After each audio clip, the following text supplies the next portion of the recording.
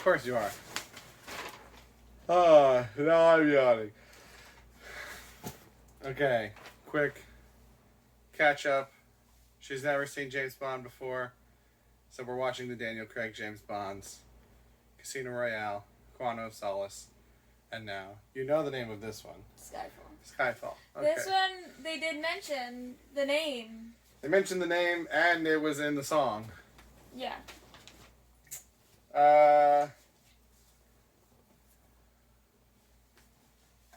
Cars, girls, gadgets. How did this one do? There were more gadgets in this one.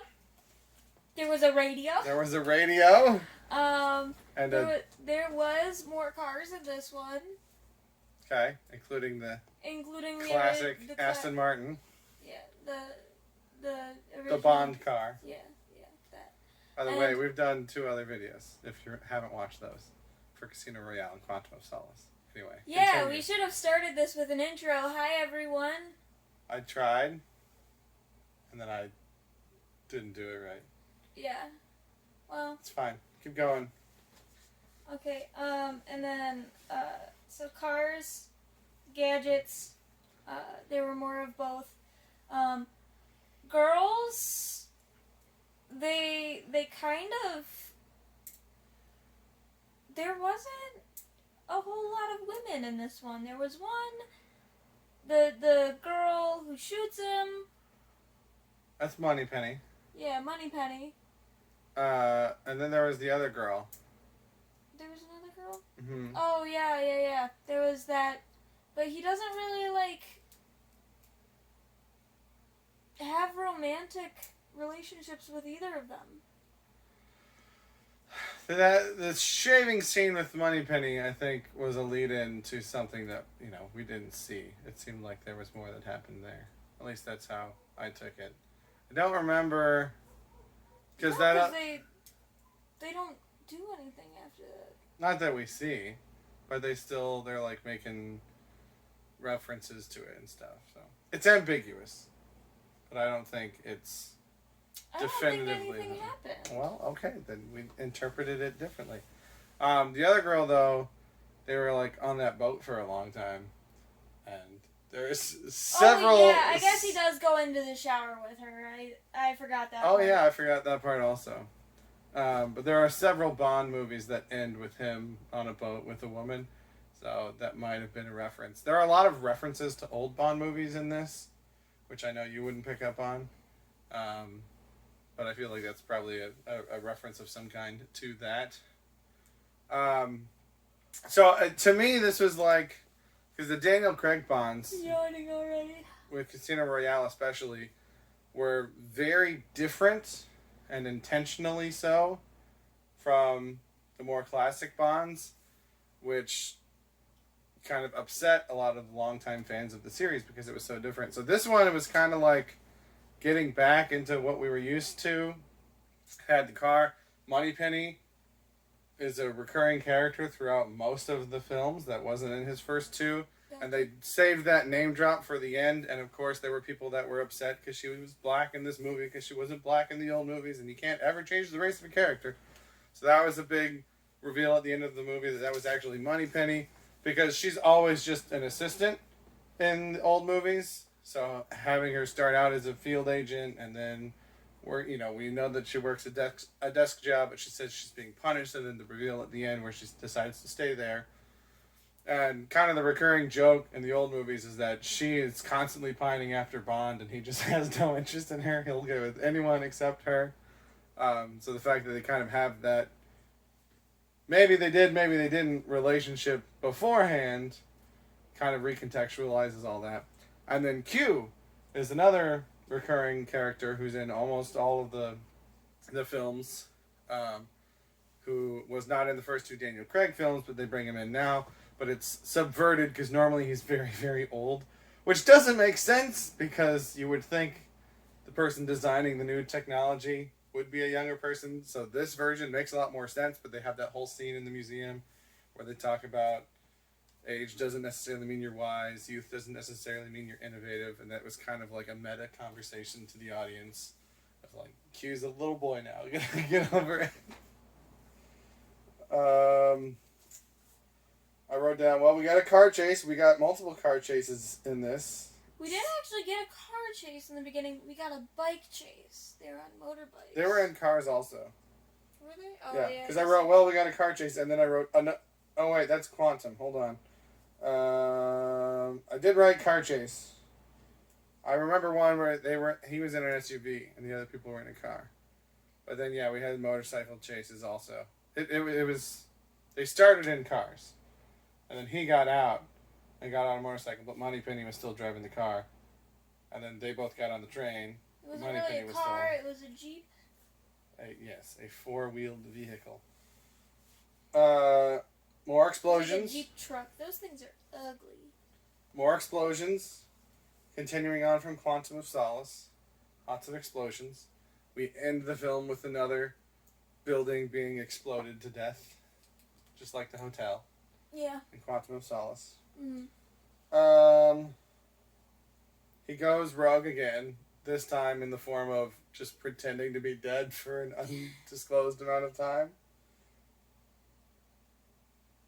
We get another color as the name of a villain, Mr. Silva, which is silver. It's not really a color. Silva kind of sounds like silver, and that's where he's going off of. It fits the trend. Though with their accent, it sounds like they're saying silver. Yeah. Okay, so the big villain, whatever, of this movie is a former MI6 agent that felt betrayed by M because she basically gave him up to save others, and he's resentful towards that. She didn't just give him up to save others. She gave him up because he was going rogue. Basically, is what my understanding of it was. He went rogue and did something she told him not to. I don't remember that. But I remember she said something along the lines of, I gave him up and saved like 5 or 6 lives in return. Yeah, because he was like Chinese. He was hacking the Chinese without her permission. Right. Okay. Yeah. You're right. So it was multiple issues going on, but he's focusing on the fact that she basically traded his life for other people when he thought he was her favorite. Yeah. So he's taking this very personally. And then he got like tortured and stuff. Well, he took his cyanide pill, but it didn't kill him. Yeah. So he like accidentally inflicted torture without the release of death upon himself.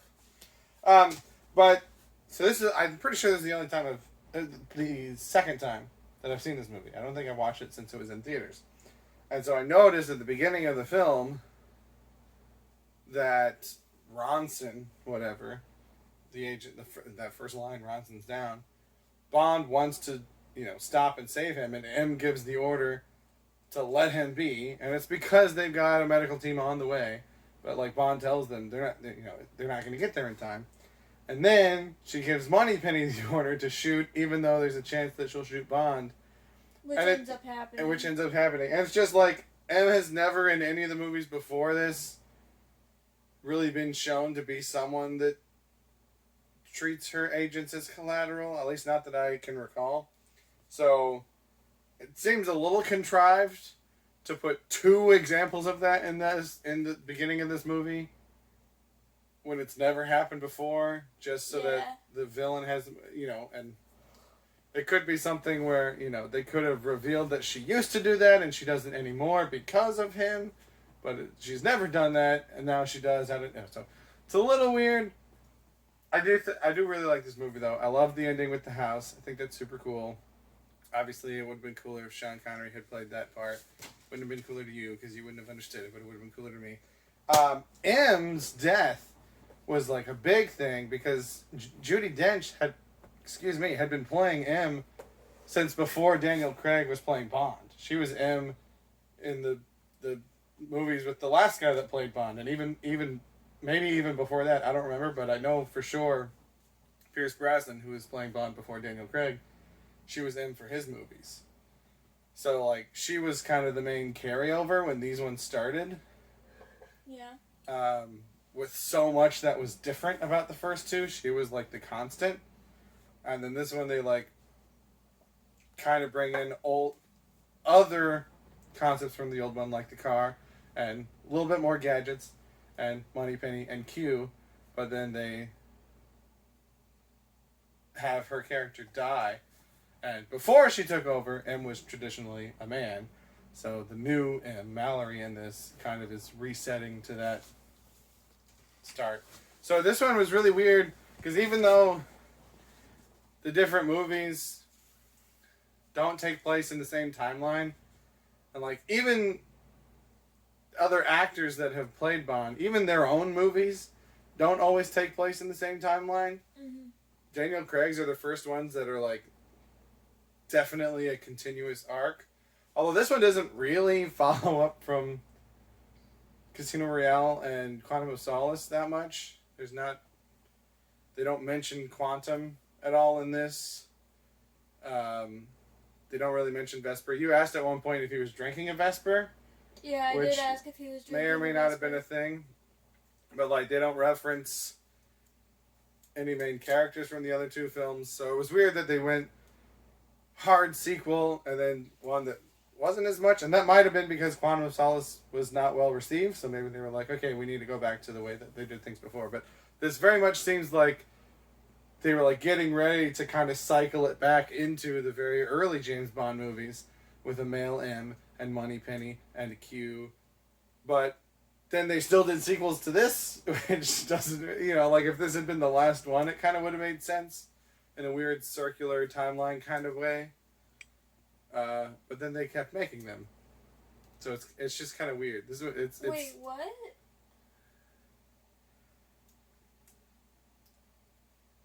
Even though the timelines do not connect between actors, Mm-hmm. it seemed like they were more or less getting all of the pieces in place to fit the earlier movies with a Moneypenny and a Q and a male M. And even though it wasn't like story-wise going to connect to it, if this would have been the last movie, it would have kind of been a full circle type of thing. But because this isn't the last one, it's just kind of a weird... It feels more like an ending than it is. I didn't think so. Because you haven't seen the other ones. I'm saying as someone that has seen them all and seen them evolve and change and then get back to that starting point, it feels like this should be the end. Again, it's back to a starting point. Right. But like they've already... So they're going to start again. But they already did that though. They already restarted with totally... So it's weird to retrograde just to then progress forward again. It's like, why bother going back to the starting point if you're just going to move away from there again? Because this is the James Bond that everybody wanted but nobody deserved. There are a lot of Batman parallels with Daniel Craig's James Bonds. I did say he was a lot like James Bond. Or Batman. He is James Bond. An orphan of rich parents. Yes. And Casino Royale had a lot of similarities with Batman Begins also. But, I did think... I can't remember what I was going to say. Solid. Yeah. Of the three that you've seen, where does this rank? I'm gonna have to say I like this one the most so far. I also like this one the most. I know you said people like the first one the most, but it's just like I think really, really hard to follow. And These- this one is the most... these two are kind of the two that people like, and then Quantum of Solace and the next one are the two that people don't like. And exactly what order it's in kind of shifts based on the person. But very clearly people like 1, dislike 2, like 3, dislike 4. So Okay. get hyped for the 4th one. getting hyped for the fourth one. But yeah, I'm no, not I gonna like it. So excited. because I knew, I remember not liking Casino Royale when it came out, and I grew to like it more later. But like this one, I was a big fan of it when it came out. I loved the whole Home Alone-ness of the end of it, where they set up all these traps in the house. We talked about the lack of quote-unquote Bond girls in this one. It's like M is the girl. M is the woman that he's interested in this movie, and that's different, and it's interesting because she's one of the few people that he still trusts. Yeah, that's true. But I like his banter with Moneypenny, and I think it's probably better that they don't for sure say either way, because you can take that however you want to take it. Yeah, I don't think they did anything. Alright, any other thoughts? So let me replay the movie in my mind. Okay. Chase scene. I'm surprised you didn't time that one. Then... Yeah, that one was actually exciting though. Because Yeah. they weren't just climbing up cables the whole time. Yeah, that's true. Or walking through an airport. There was stuff on the train that was cool. There was multiple chase scenes, but, Yeah, I wrote down a couple. Then he died. yeah, he did die. Then MI6 got hacked and attacked. Then he came I back. thought it was funny that when Q plugged in his laptop because he thought they were safe and they got hacked, and he was like, how is he getting into the system? And then unplugs it like it didn't just already happen, like he's already in. Yeah.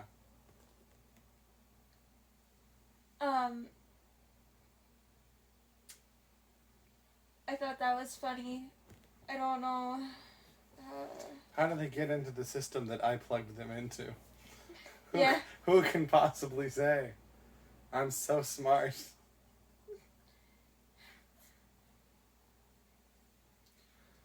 So MI6 gets attacked. Bond comes back.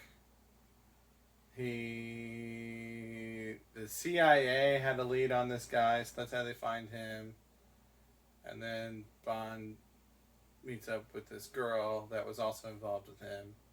She takes him to the island, Silva.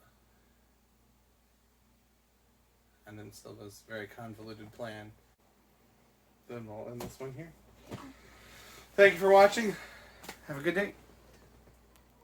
Hey everybody, Sam Tom here. Just wanted to let you know that I have 2 channels. If you're watching my music content, I also have a movie channel where I talk about movies and TV shows. If you're watching my movie content, I have a music channel where I do song covers, instrument demos, things like that. So feel free to check that out. Obviously, like, share, subscribe, comment, all that YouTube stuff. Thank you very much for watching, and have a good day.